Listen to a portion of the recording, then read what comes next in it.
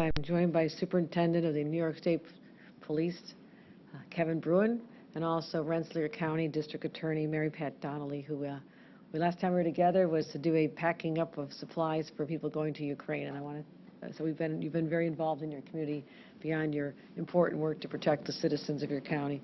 I just, sorry for the delay, but I just participated in a meeting that is the results of us bringing together representatives from states such as Maine, Connecticut, Massachusetts, New Hampshire, New Jersey, Pennsylvania, Vermont, New York State, as well as the NYPD and I believe the Boston Police Department. Last January, I said we have to do something about the unwieldiness of the guns coming from other states into our streets and resulting in a lot of gun violence and gun deaths. So we have to figure out a way to start working together. This is, the criminals don't care about geographic boundaries, and therefore I don't either when it comes to stopping crimes. Crime prevention is what we're focused on. So I brought together these other states. I thank the leaders of the states, the governors, for having their leadership in the law enforcement area, as well as ATF and others, who are part of an organic system right here where we get together, we, for the first time ever, share data, and as a result of that, we're making real progress in terms of doing exactly what I want to do. My number one priority as the governor is to keep New Yorkers safe. Period, end, full stop. I have to keep New Yorkers safe. So when I launched this task force, I said we have to get together and have collaborations so we can start having gun seizures go up and gun crimes go down. And in that time, 6 months, I asked for a report. We've nearly doubled the number of gun seizures compared to the prior year. Over 662 guns have been seized already, a 98% increase compared to this time last year. Our ghost gun seizures have gone up 1,800% since 2018.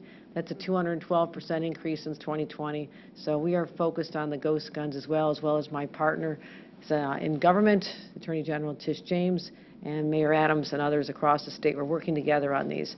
So last year we seized over 360 ghost guns. State police did 65. And also, what's really important to me, we have made investigative referrals to over 22 states. This level of cooperation never existed before. Before we brought people together, put them in the room together, said we are all on the same team.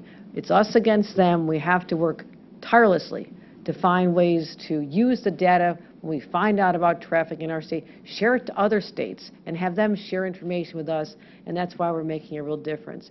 And the number of shooting incidences are down. For shooters, victims are both down. Shootings are down 12% in New York City, down 7% in the rest of the state. It may not feel like it, but I'm watching the data, and at some point we're going to get back to the pre-pandemic numbers that we're all striving for. So these are the first notable declines we've seen in the spikes of gun violence since May of 2020. So we are turning the corner. We're going full steam ahead to make sure that we continue our efforts to make sure we keep New Yorkers safe. So that's undeniable progress. It's proof that what we're doing here in New York is working. And we know that overall gun reforms, gun safety legislation, it works. New York State deaths due to injury from firearms is about 5 per 100,000. What's the context of that? In other states that have far fewer restrictions with respect to who can carry a gun and who can purchase them and the use of them. In Mississippi, a state with minimal restrictions, they have 28.6 deaths per 100,000. I just wanted you to hear that context. Again, New York State, 5 deaths per 100,000 population versus a place like Mississippi and others. We've now analyzed other states that have far fewer restrictions on guns, and their numbers of deaths per 100,000 are much higher. But it's not enough to have the toughest gun laws in the nation. We're always having to double down and find more solutions to make a difference. And that's why we looked at opportunities for funding. Our budget, just enacted a few months ago, $227 million for gun violence prevention programs, and we have to continue strengthening our laws. I will get back once again and talk about what happened in Buffalo. We'll never forget what happened in Buffalo. That's my hometown. And I immediately called on the legislature after that tragedy struck and got weapons, working hard to get weapons off the streets. We signed a nation-leading comprehensive legislative package. You know the details. We've talked about them. But last week, as we continue to do everything we can here in the state of New York, if I sound a little frustrated, I am.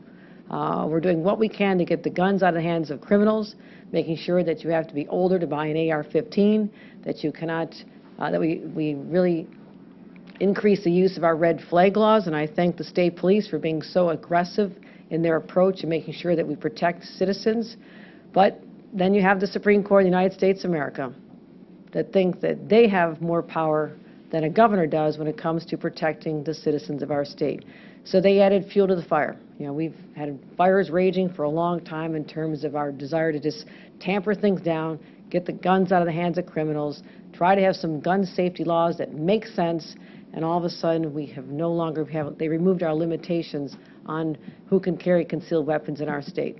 So while we're in a time of national reckoning, everybody's focused on this. After Uvalde, after Buffalo, after the day-to-day scourge of gun violence in our streets, we have the Supreme Court of the United States of America tells us that we now have to repealed a law that's been on the books for over 100 years, back when probably Teddy Roosevelt was president of the United States. That's how long the law was there, and now they're totally out of touch with what we want for our state, and we want safer streets, not more guns on our streets.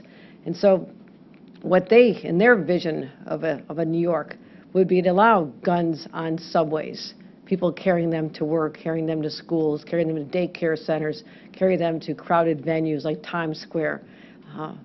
Bar, imagine someone's, talking to your girlfriend, you're not real happy about it, and you have a gun and you have a temper, and that's what happens. So we are facing a wave of concealed weapons we're going to be facing a wave of concealed weapons in our parks, our subways, gathering places. And so therefore, when this decision came down just 1 week ago, we said we're going to move quickly. Next Thursday, I said we're going to get together. That day has arrived. Tomorrow, the legislature will be acting upon legislation that we're putting forth, and my team is reviewing all of our options. We're going to make sure we have the strongest protections possible, and that's why I appreciate the support of Carl Heastie, our Speaker, Majority Leader Andre Stewart-Cousins, in working with us toward legislation that we believe is going to make sense and continue to protect the citizens. That's why we're having this extraordinary session. That's what it's actually called, an extraordinary session, because we have to make sure that we make these changes, and I want them done now. Let me talk about some of the areas we're going to be expanding restrictions. Sensitive locations. What does that mean? Well, we're going to help everybody know. We're going to help define them. Federal, state, local government buildings, health and medical facilities, places where children gather, daycares, parks, zoos, playgrounds, public transportation, subways, buses, polling places, educational institutions, and making sure that we have no open carry policy as a default position for private businesses. Let me explain what that means. The presumption in the state of New York after we sign this bill into law will be the presumption is that private property owners will not want to have concealed carry weapons on their premises. But should they decide they do, they would actually affirmatively put a sign in their window, a bar, a restaurant, a gathering place, concealed carry weapons, welcome here. Otherwise, the presumption will be in the state of New York that they are not. We're going to protect the rights of private property owners, allow them to not have to be subjected to someone walking into their workplace or a bar, restaurant with a concealed weapon, and therefore we're going to take that very strong step, but we believe that it is sustainable, and that's what the law is going to be once we get this through tomorrow. So we're standing up for the rights of business owners, standing up for their right to be able to protect their premises and their patrons and their fellow workers and their employees, and that's what we're going to do. We're also strengthening the list of disqualifying criteria. So you can't get a permit if you have a history of dangerous behavior. We're also going to be updating our safe storage laws. So we're going to have more people out there who legally would be able to carry weapons. Well, guess what? 25% of gun crimes are committed with stolen guns. Where can they steal them out of? They can steal them out of your vehicle. So we're adding a vehicle requirement to our safe storage laws. So you have to have them locked up when you're traveling. And right now, if you have children in your home under the age of 16, you have to have safe storage. And I would say, given the concern we have with the increase in suicides with teenagers, we're going to raise that number to 18. So guns in a household with 18-year-olds or younger will have to now be locked up. We're also going to improve our information sharing for state police background checks and bolster training. So there's in-person fire range training. We're working out the details. Over 15 hours will be required of in-person training to be able to receive a concealed carry permit. And this is going to be significant. We're going to require a background check for all purchases of ammunition for guns that need a permit. You'll have to show that permit at the time of purchase. And also we'll be standing up the database, and I'll be talking about that more tomorrow, the ammunition database that is long overdue. And again, as I mentioned, we'll be talking about that. I have a plan to explain to you how that even happened.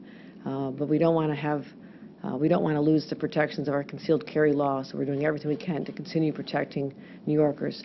This has been a fight of my life for a long time. I was a young staffer for Senator Daniel Patrick Moynihan when we wanted to ban what they called at the time cop killer bullets, armor-piercing bullets. And there was such resistance to do something that seemed like such common sense to all of us, that you would not want a bullet that could take the life of a law enforcement officer whose sworn duty is to keep others alive.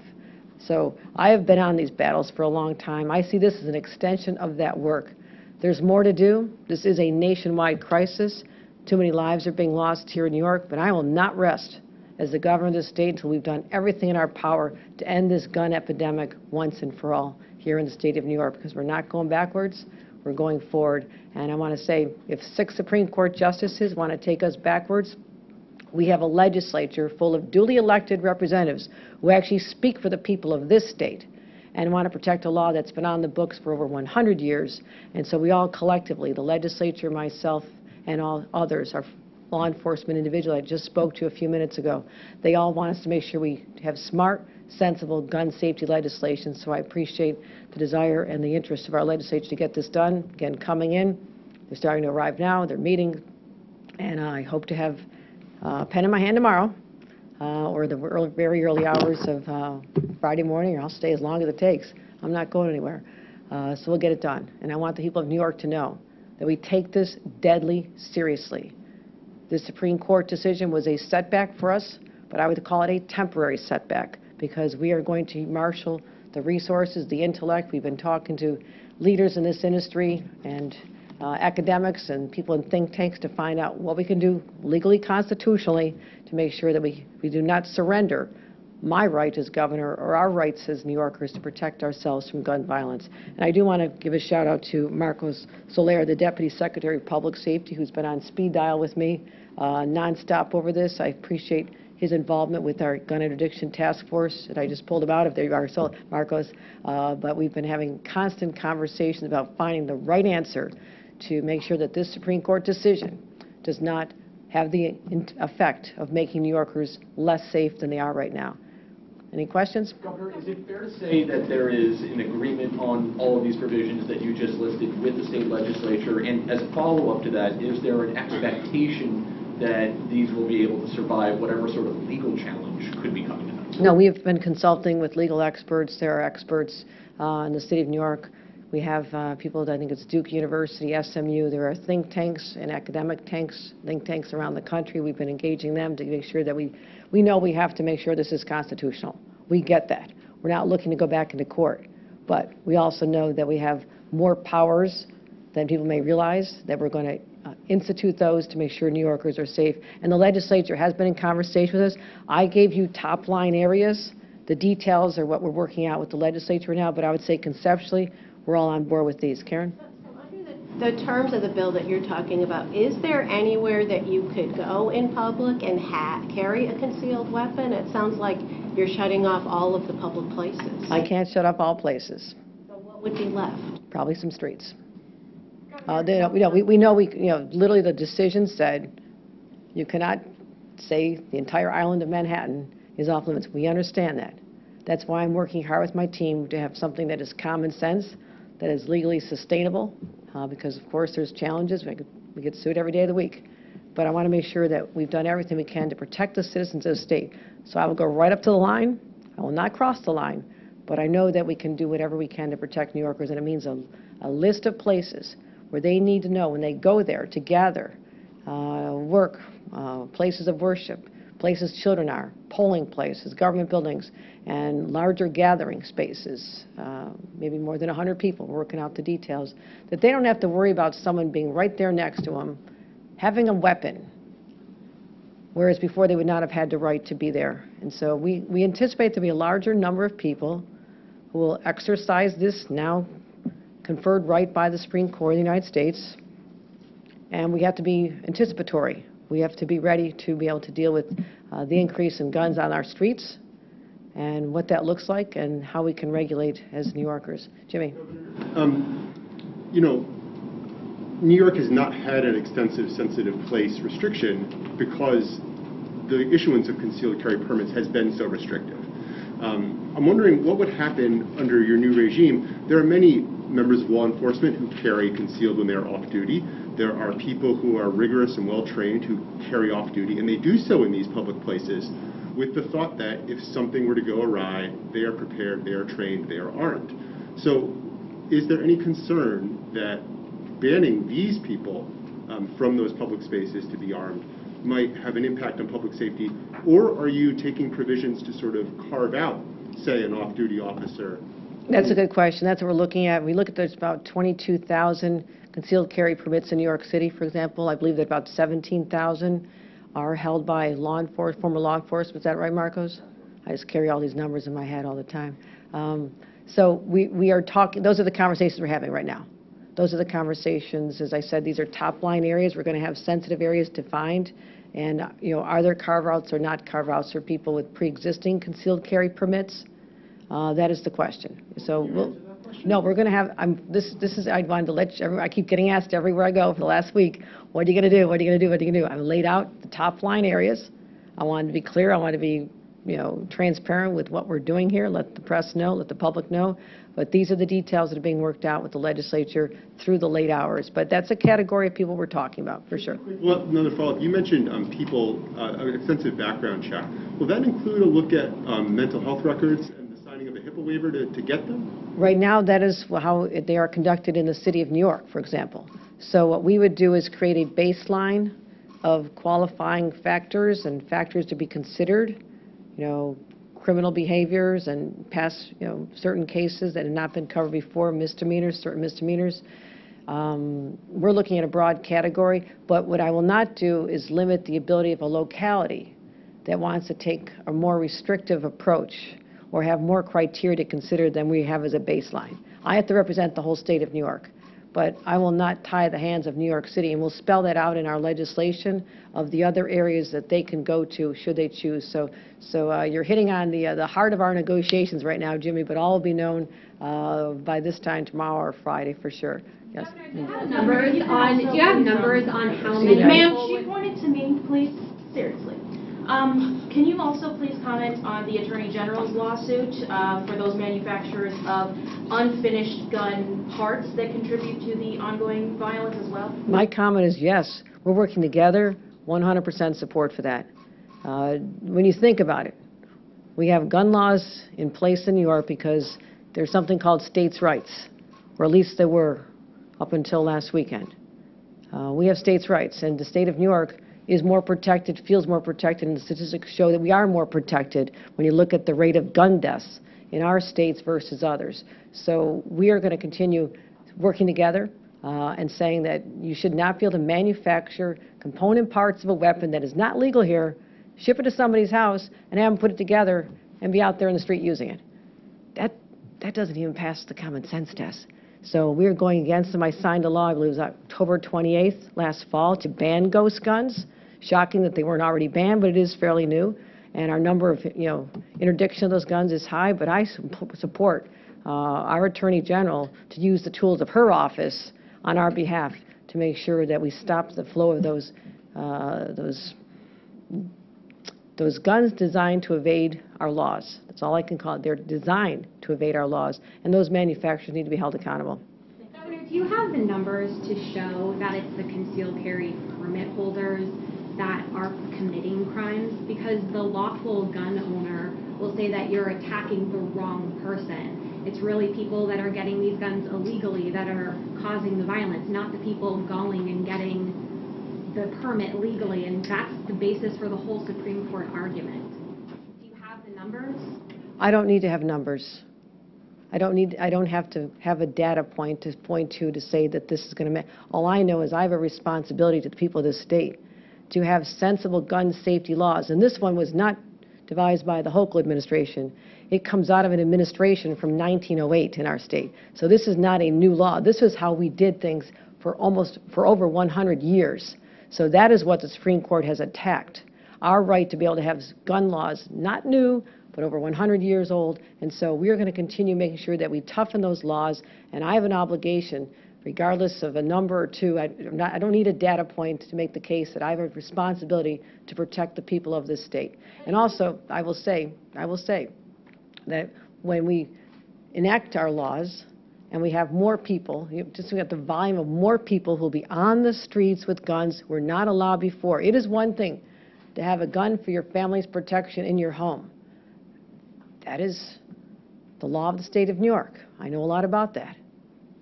One of my jobs as a county clerk was to issue pistol permits. I know exactly what's involved. I know the background checks, the mental health checks, the state police background check, the checks with 3 of your neighbors. I know all this.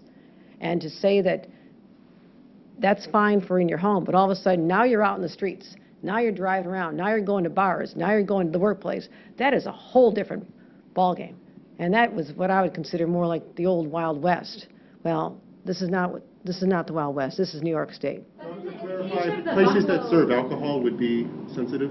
Pardon me? To clarify, would places that serve alcohol be sensitive? I don't need to define a place as being sensitive for alcohol. What I'm saying is that there'll be a default position for private property owners, which includes businesses like restaurants, bars, workplaces. The presumption will be that they don't want concealed carry unless they put out a sign that says, concealed carry weapons, welcome here.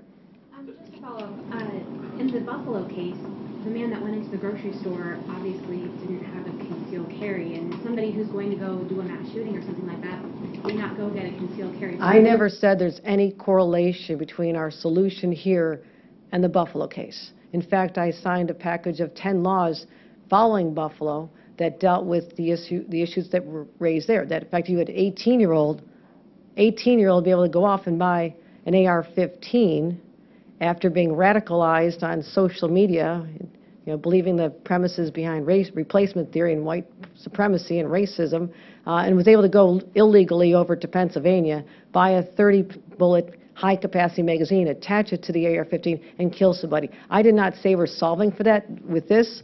We already addressed that. This is dealing with the fact that the Supreme Court, less than 1 week ago, turned our world upside down and now says that there's going to be a much higher number of people walking our streets, going on the subway, sitting next to someone on a bus, unless we take the action to protect our citizens. But what if they can't practice self-defense because of the restriction? My point, let me give you like statistics. You like numbers? I said at the outset, 5 people per 100,000 have died from gun violence in the state of New York. The states that have more liberal laws, carry guns everywhere you want on the theory of self-protection, their average is about 28.6%. More people are dying in those states where some might argue, something I don't agree with, but the right to carry a gun is to protect you from the bad guys. That's not working. We have data that shows that is not working. Last question. Governor, there's been talk in recent months that President Biden might not seek another term. Now that you've solidified your place as the top Democrat in one of the top Democratic states, would you commit to serving a full 4-year term if elected in November? Or? I am absolutely supporting Joe Biden when he runs for re-election. Those are my conversations with him. I support him for re-election. But if he doesn't, are you committing to the voters of New York that you'll serve a full term? I am staying here as long as the voters of New York will have me. Governor, on the equality of... And that's it, yes, if you want to say, yes. I'm not even elected yet, Bill. I just got the nomination, so. Before the general election, it's often asked the governors of New York, will you commit to You can serving? ask me. Yes, I love this job. I'm staying here, but I'm supporting Joe Biden 100%. He is working so hard and does not get the credit for what he is doing under difficult circumstances, and I'm going to continue talking about his policies and the policies of other Democrats, that we are not going back to the extremism that we saw manifest itself when you have a president who's able to select Supreme Court justices. That's what I'm reeling with right now. And we haven't even talked about abortion. So that's another day, because there's a lot to show the contrast. But I'm not here to talk about politics, but I'm honored to be the Democratic nominee for my first term as governor, and I'll be very happy to be successful in that, voters willing. Last question. A couple more. Let's do this, then Josh, then we're good. Okay. I just had 2 questions, and I'll be good. Obviously, you won the primary yesterday. Talk about your thoughts on the race and your thoughts on taking on Zeldin in November. No, as I just said, I'm very focused on my job right now. Very humbled by the outpouring of support. As Bill would point out, almost record-setting number of people turning out in a primary, in a midterm primary. So I'm honored and humbled by that. And I know what the people want, because I've been out there. I talk to people when I go to the street fairs and the farmers markets and the subways, and there's a lot of fear out there. And I've never seen this before. This is my 13th election. I've never seen the anxiety, and people come up to me in subway stops and literally start crying in my arms because they're so fearful that their rights are going to continue to be stripped away by the radicals who've now infiltrated the Supreme Court of the United States. So I'll be focused on those issues at the right time. I will call them out. But right now, I've got a very busy job making sure that we have policies to protect people. That's what we're focused on now. But also helping people with the high cost of living, finding more ways to lift that burden from them. There's a lot of pain and anxiety out there. And my job is to focus on that, how we can help people get through these very challenging times. But I'm honored to be the nominee, truly. And I just have one more question, and I'll be done. Yesterday, we spoke to a group of Black Democratic women lawmakers, and they said they reached out to you, and they have some issues, some Black issues and Latino issues, and they've reached out to your office and haven't got a response. What are your thoughts on that? This is the first I've heard of it, but my door is open. If they're in Albany, I'll have coffee with them Saturday morning. I always meet everybody. Everybody knows that. So, yes, Josh. To give you an opportunity to talk about abortion. Now you're getting me really riled up. As if I'm not upset about the Supreme Court on this one, but thank you. Okay. The Equality Amendment, my understanding, Attorney General James assured lawmakers that the potential Equality Amendment would not have any legal issues with religious rights. Is that your understanding, your administration's understanding of it right now? And given the current proposed language, do you support that and would like to see lawmakers vote on it tomorrow? I just want to get this done. Now, the special session was called back for the exclusive purpose of dealing with the Supreme Court decision on concealed carry. However, as a strong supporter of an equality amendment, I am open to, widening that scope a little bit to deal with this. I know it's been worked on for years, even in this last session. I mean, they just literally wrapped up their session a few weeks ago, so they had the opportunity then. But if they still hadn't reached the necessary compromise between the Assembly and the Senate, and they are not there now, they should talk to me about it, and let's see what we can do. I do support this. We have Roe v. Wade codified in state law. I was very proud to preside before the Senate when that was passed, and it was a significant accomplishment, even though at the time no one really thought it'd be needed. It is needed. And especially as there's some talk of, again, we'll never hopefully get there, but if there is a change in leadership in Washington, there could be a nationwide abortion ban. I'll do whatever. I will protect New York women. I'll invite women from other states to come here and receive the services that they're being denied in other states. But heaven help us if that happens. What do you think of that being kind of stuck in neutral over these concerns surrounding the religious language that's been talked about? I want them to work it out. I encourage them to work it out. I've said that all along. They have an opportunity to, the Assembly, the Senate, put together a plan. They bring it, it gets passed, and actually a governor doesn't sign a constitutional amendment. All right, thanks everyone. We gotta go. All right, thanks everybody. Appreciate your time.